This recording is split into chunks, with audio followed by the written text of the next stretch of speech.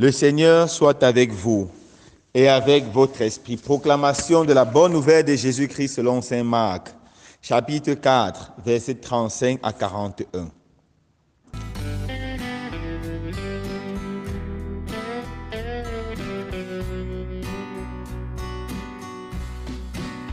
Ce jour-là, le soir venu, Jésus dit à ses disciples, « Passons sur l'autre rive. » Quittant la foule, ils emmenèrent Jésus, comme il était dans la barque, et d'autres barques l'accompagnaient.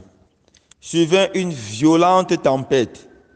Les vagues se jetaient sur la barque, si bien que déjà elle se remplissait.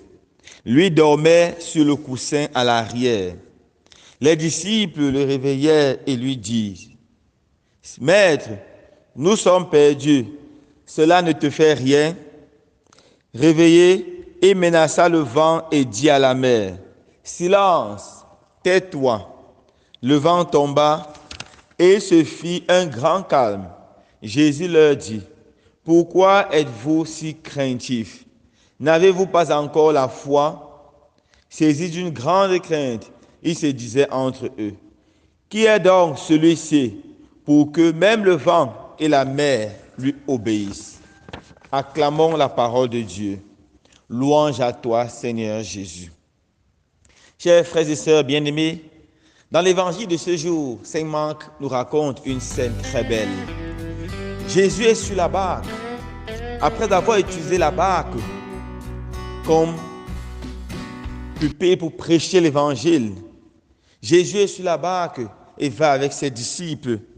Subitement, une grande tempête éclate.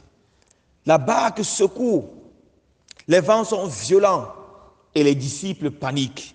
Les disciples commencent à avoir peur. Jésus est là dans la barque paisiblement et il dort.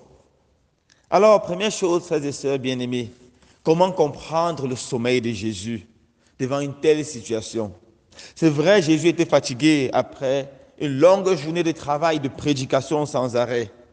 Mais ce qui justifie le sommeil de Jésus au cœur de cette tempête, c'est avant tout son calme intérieur, sa confiance totale en son Père, son abandon à l'amour de Dieu le Père. Frères et sœurs bien-aimés, qu'est-ce qui nous fait perdre le sommeil? Pourquoi est-ce qu'on arrive à dormir paisiblement?